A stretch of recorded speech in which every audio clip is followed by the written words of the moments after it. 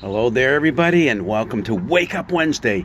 Hey, isn't it an awesome thing to wake up to sunny skies and warmer temperatures? Yeah, a little cool to start, but not going to be all that bad today. You know what else is not going to be all that bad? Is what's coming for us as we read it here from the book of Revelation, the 21st chapter, beginning with the first verse. Then I saw a new heaven and a new earth, for the first heaven and the first earth had passed away, and the sea was no more. And I saw the holy city, the new Jerusalem, coming down out of heaven from God, prepared as a bride adorned for her husband. And I heard a loud voice from the throne saying, "See, the home of God is among mortals. He will dwell with them. They will be his peoples, and God himself will be with them. He will wipe every tear from their eyes. Death will be no more. Mourning and crying and pain will be no more, for the first things have passed away." And the one who was seated on the throne said, "See, I am making all things new." And he said, "Write this, for these words are trustworthy and true." And then he said to me, "It is done.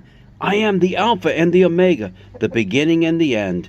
To the thirsty, I will give water as a gift from the spring of the water of life." Wow, what powerful words. They're ones that I almost always read at a funeral service because they're words that are full of promise and full of hope. They're what lies in store for all of us.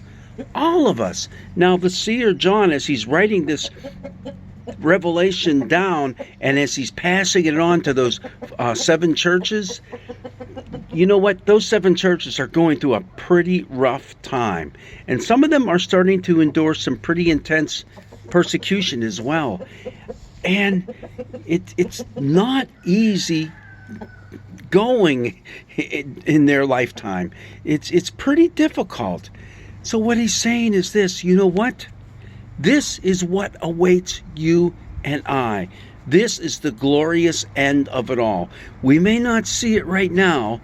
In fact, we're going through the midst of some pretty tough struggles. And in fact, as you read all the rest of the book of Revelation, I'm sure you would be somebody who would want to just throw the gauntlet down at some point and say, "What? I'm done reading this stuff.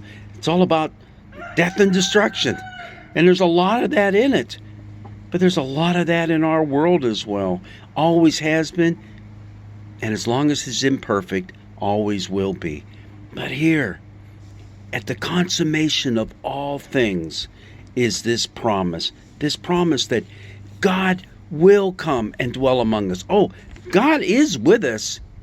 Jesus, Emmanuel, that's the promise we have. He's here with us through his Holy Spirit.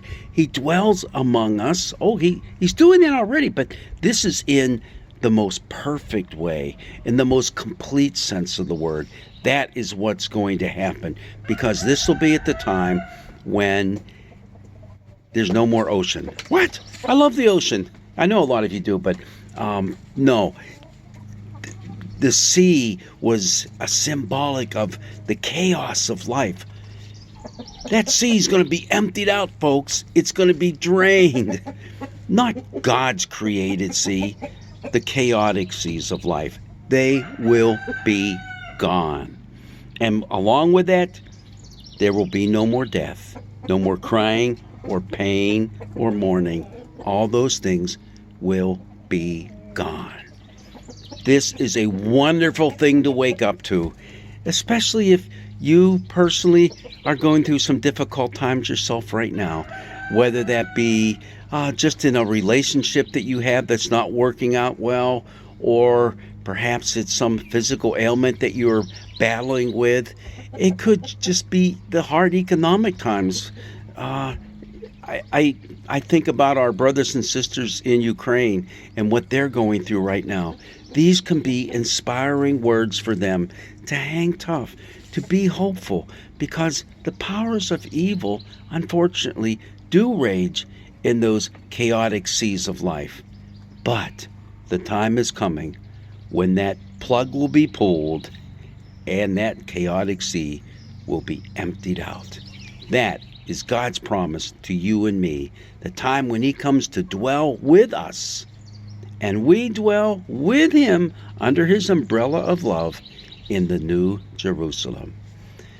Wow, like I said, let's wake up to some good news today.